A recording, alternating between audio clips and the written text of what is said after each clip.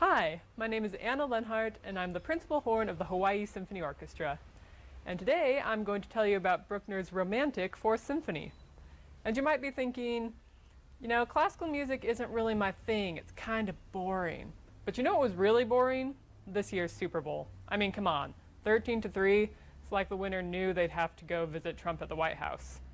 But in all honesty, a symphony concert was one of the coolest live events you can go to.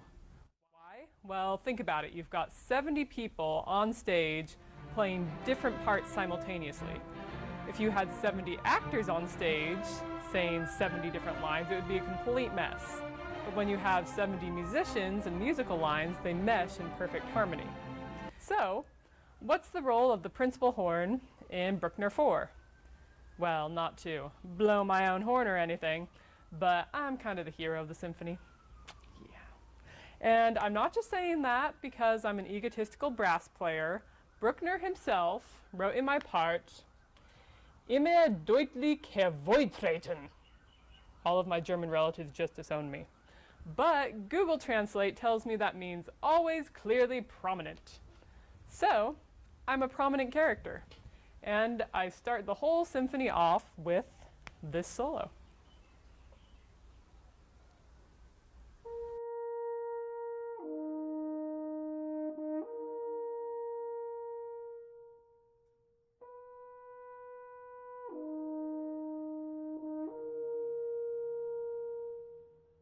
To me, this opening solo is the start of a new dream. Maybe it's the dream of a new relationship, or a new job, or a new phase of life. Something that makes the character both hopeful and a little nervous. And this theme pops up throughout the first movement and, spoiler alert, at the end of the fourth movement. But believe it or not, the horn isn't the only character that matters in this symphony. The first movement is full of different characters with their own musical ideas and personalities. One of my favorite characters is the great tit. It's a bird, people. So Bruckner, in one of his letters, wrote that the second theme that goes ba ba ba da da bum bum ba ba ba da da dum bum is supposed to represent the song of the great tit.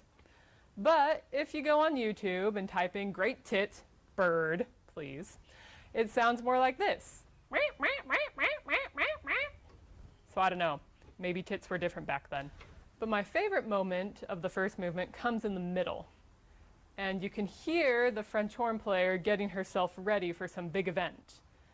Maybe it's asking that special someone out on a date, or a job interview, or even walking on stage to play Bruckner 4.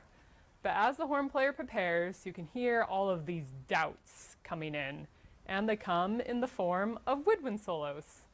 Bum, ba-dum, da-da-da-da-da-dum. You can almost hear the negative thoughts. You're not good enough for this. You are going to fail right now. But the horn player, you know, listen to those doubts. And then she comes in again with the same hopeful dream. It's a little bit quieter and a little bit lower, but it's still there.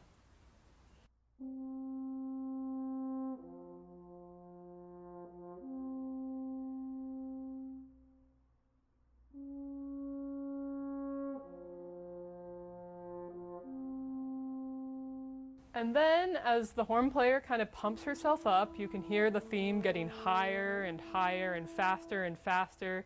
You can literally hear like, okay, okay, okay, okay, okay, okay. And then as it gets higher and higher and faster, suddenly you just hear the horn jumping into the firefight. And this is what that sounds like musically.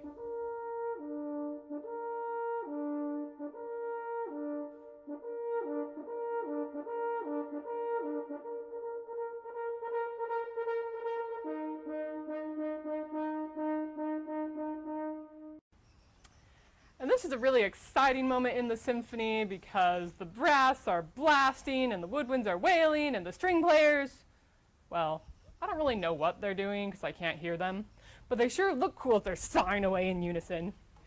And then there's this huge firefight and everyone's playing and it's dramatic. And then it goes suddenly quiet. And you just wonder, like, oh, did the hero make it out okay? Did they survive? And you know what? I'm not going to tell you. You're going to have to come to the concert to find out. But I will say this.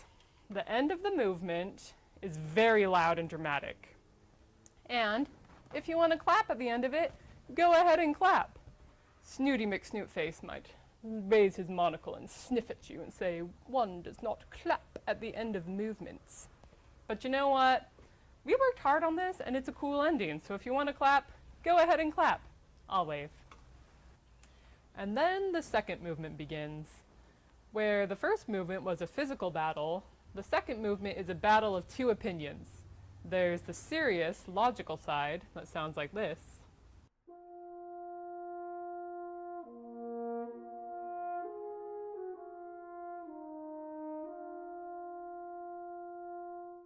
And then there's the playful, emotional side.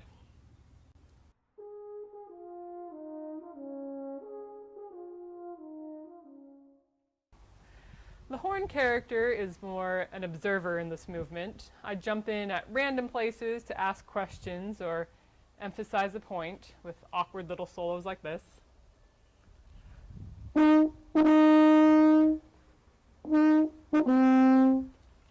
But in general, I let the strings and the woodwinds carry the themes. The main exception is when I take the cello's sad and serious line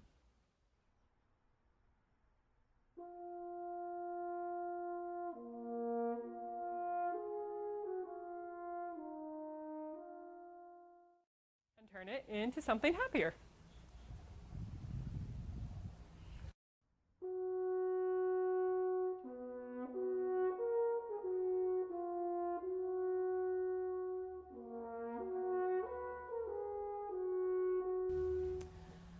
By the time the movement ends, we still aren't completely settled on one side or the other.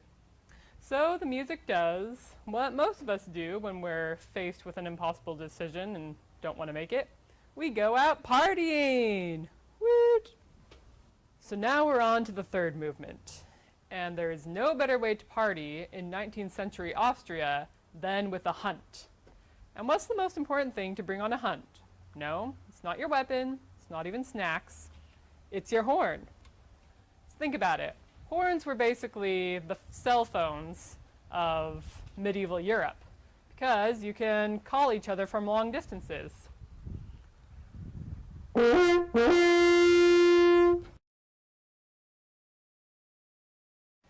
In German, French horns are actually called Waldhorn, which means forest horns, because back in the day, you would mostly hear them in the forests on hunts.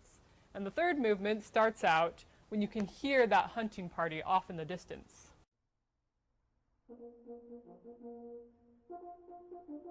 So they're still off in the distance, but as the movement progresses, they get louder and louder and more instruments join in, and it's like you can hear the hunting party coming in and stampeding past you.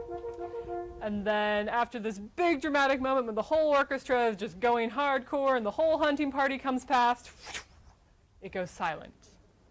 And you see this one lone horn playing a tiny solo.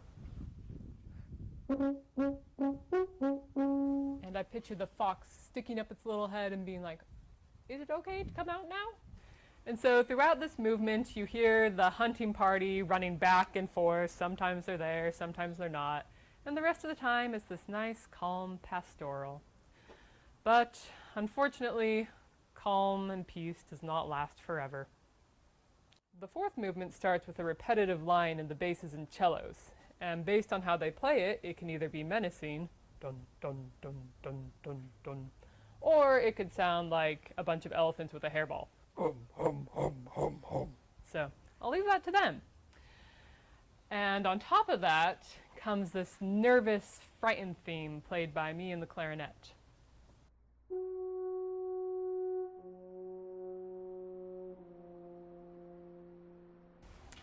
So that's all sad and scary, and it sounds like something terrible has happened.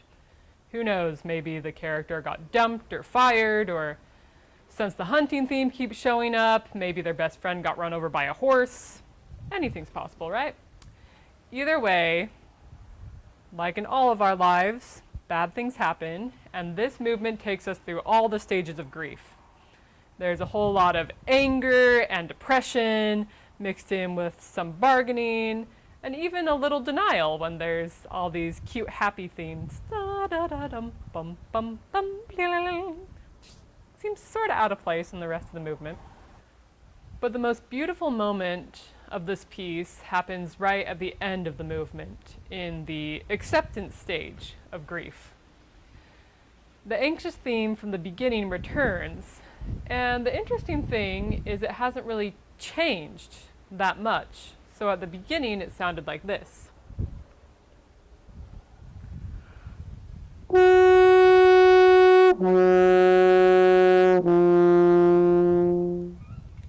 And at the end, there's just a slight variation.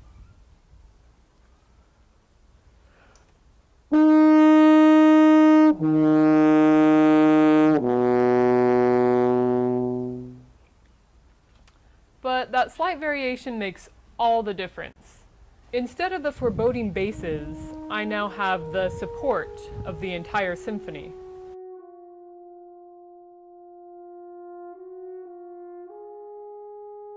And that shift in harmony turns that tense, fearful theme into something calm and assured. And it's the same way in life, because the hard truth is some problems don't go away. Some love will go unrequited. Some illnesses won't be cured. Some opportunities will forever be lost. But that doesn't mean you've failed. Those experiences have made you stronger, and with the help of your loved ones, you can move on to a glorious, triumphant finale.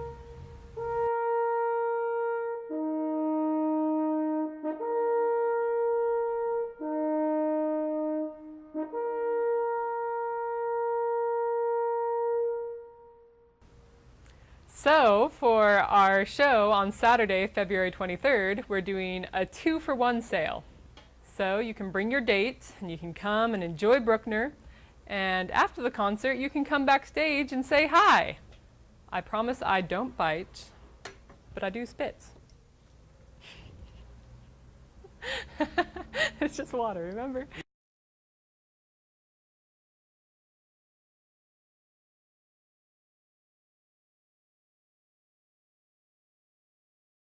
If I'm going to do the spit, I have to make it look good. Do the old trombone trick. Okay, oh yeah. Oh, that's funny.